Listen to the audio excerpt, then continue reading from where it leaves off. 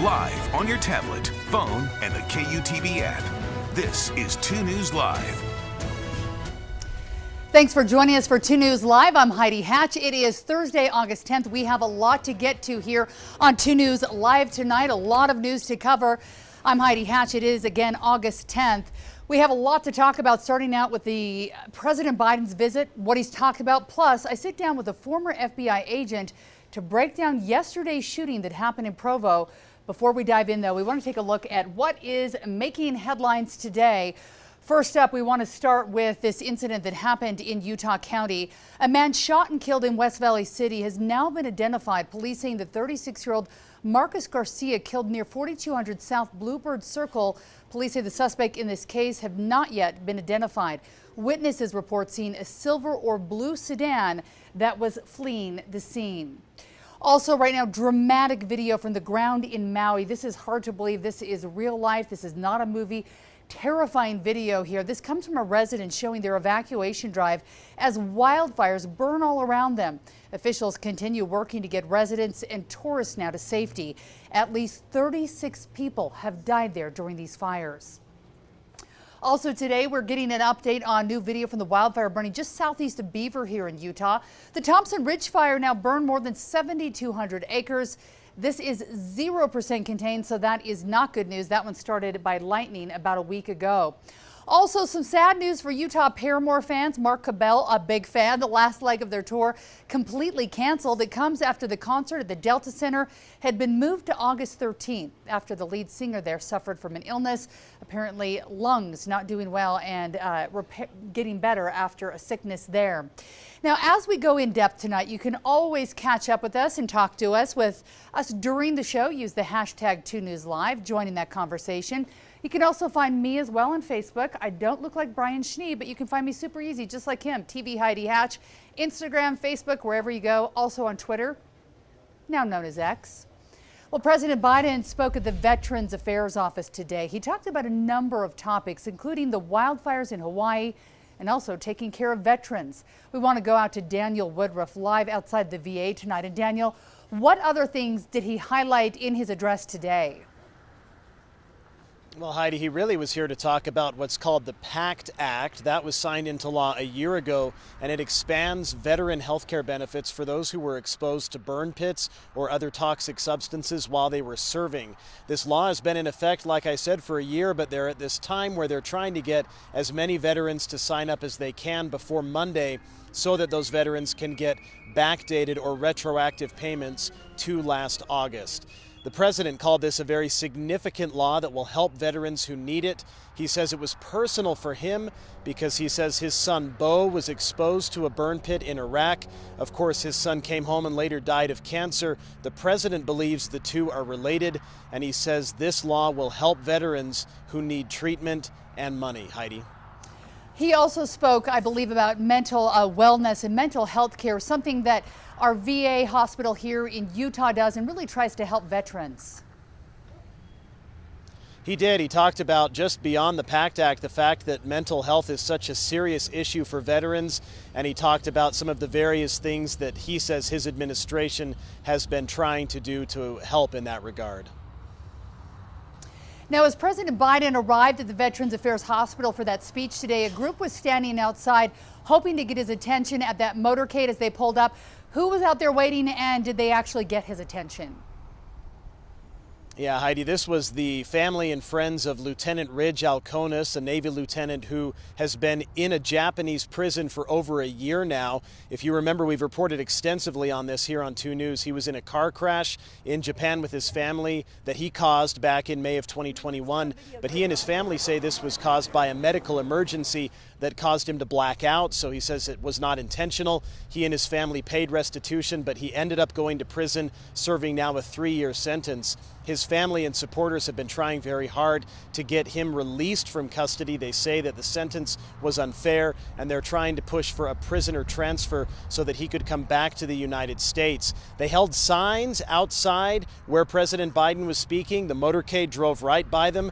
They were hoping to get his attention. I don't know if they did or not, but this is not new because they have been trying for this for months, where they've stood near the motorcade. His family was out in D.C. doing this a lot, trying to get the president's attention. The president and Lieutenant Ridge Alkonis' wife did meet a couple months ago. He promised to bring Ridge home, but the family at this point, Heidi, is frustrated that that has not yet happened. Daniel Woodruff live for us out at the Veterans Affairs Hospital. Again, thank you for your coverage today. It has been a busy day for sure. Joining us right now is former FBI agent Carl Schmay. Thanks for being with us. While the president was visiting, there was a shooting with FBI agents involved down in Utah County. A man who'd been making posts online for about 3 or 4 months been going, I guess, since March, so it's been a while. People are really talking about this case and wondering exactly how did we get to this point, why did it happen, and what happens next. So thanks for being with us to discuss some of those issues. Sure, Heidi. So this happened in Utah County. The man involved had been posting online back since March. You've been looking at some of those court documents. Tell us a little bit about the background and what was going on just a few months ago. Okay. So looking through the court documents, which I encourage everyone to look at, right? Everyone should be looking at the facts. As a former FBI agent, the facts are, I think, what we all need to be focused on. So Mr. Robertson was a prolific poster. There's some posts here actually going back even further back into the fall where he was saying, "Death to Mr. Biden." So that actually there, even though many of us might find that offensive or not civil language, that's actually protected under the First Amendment. What took it to the next level is in March when he made a very specific threat to kill the district attorney in New York, Alvin Bragg. And that threat specifically talked about traveling, what he would do. And so that's really where he crossed the line from your First Amendment right to free speech to a threat against somebody who seemed viable and real. That's right, Heidi. So at that time, as I understand it, FBI agents went and paid him a visit. What happened during that visit? Right, so FBI agents located him as soon as they became aware of the threat. And they tried to talk to him in his driveway. And he basically was uncooperative and told them to come back with a warrant. And what I found interesting about this is that, in my experience, most people, when they're paid a visit by the FBI, are going to knock off that whatever behavior it was. That didn't happen with Mr. Robertson. If anything, this seemed to enrage him, and he started escalating his threatening behavior online. So you worked for years in the FBI. Did you find that to be the case, that sometimes all it took was a knock on the door for someone to be like, oh, okay, I'm being watched, I probably should stop whatever I'm doing? Right, yeah. For a lot of people, that's enough. They realize, oops, I really don't want to get in trouble for this. But he continued making some of these threats online. Why specifically did we see the FBI at his door? We knew the president was coming to town, but he'd been making more threats. Does it get to the point where they're worried when he's making these threats, then the president is in the actual same state where something could happen? Yes, absolutely. So he had made some threats against the agents who came to visit him. And then this week he made threats just prior to the president visiting. And he talked specifically about, he was dusting off his sniper rifle, and he had posted weapons, pictures of all the weapons that he had. So the FBI knew that he had access to weapons that he could use to carry out violence. I think a lot of people have questions when they see what happened because you're hearing from neighbors and family members, obviously, who knew him in a different light, that he was a kind man, he was a grandpa that lived in their neighborhood, maybe didn't follow him on social media and know that he was posting these things. Why would FBI agents go so early in the morning? Because a lot of people are saying, why didn't you wait till he came out of his house? Why would they go there early, catch him by surprise? Maybe he thinks there's an intruder there, grabs a gun and goes to the door, and then all of a sudden everything's escalated. Right. So in these situations, this is considered a high-risk arrest. So that's why the FBI was using its SWAT team. Those agents are specially trained. They've got additional equipment, and they want the element of surprise. So that's why the decision is made to go early in the morning, hopefully to catch him when he is asleep, to catch him before he can take any sort of action. Because he had posted that if the FBI ever came back, he was going to have his guns loaded, waiting for them. And it seemed that he did come outside with a gun, at least from what we're hearing from initial reports. That's what's been reported. And, it's not surprising to me because if you look at his posts after the FBI visit back in March, he basically almost sounded like he was taunting the FBI, kind of daring them to come see them, because he just kept talking about how he could have killed those 2 agents back in March. And then I think the most provocative one was when he made this latest threat against the president. A lot of people have questions now about accountability when we see other officer-involved shootings that happen here in Utah. Let's say it's West Valley or Salt Lake City or another police department in Ogden. an outside agency will come in and then investigate that shooting. How does that work in the FBI? It's not something we see very often here. Right, so it's done a little bit differently within the FBI. So the FBI has agents that come out of FBI headquarters, out of the inspection division, to conduct that review. Some people are probably concerned about what will come from the FBI because, we're not used to releases from them. How quickly will we see that, and will we actually see body cam video, and do they wear body cameras in an incident like this? So the FBI doesn't wear body cam. The FBI is going to do a thorough investigation like they always do, and that'll get released then. After we see a case like this, oftentimes you see, depending on what kind of crime happens or something happens, that there's copycats. He obviously did not do anything where he went out and shot at anyone, but we saw that he was shot. Are there going to be other people who are looking at him and saying, this wasn't fair, I feel the same way, I'm angry, and then might go out and commit violence because of what happened here? Yeah, that's a concern, that you might have some copycats that see him as sort of a martyr, that he was the victim here, when in fact it was his actions that caused him to get shot. And as we talk about these actions, everything seems to be politically charged right now.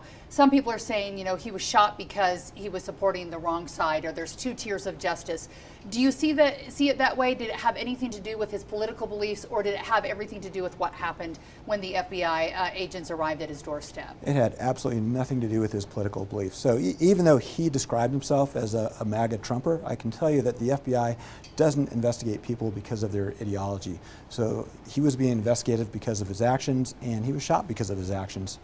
And from your experience, how soon will we be seeing information on that investigation into this case? That can take a while. The FBI wants to make sure that it's done a thorough review on this. So months, a year, 2 years? Probably months.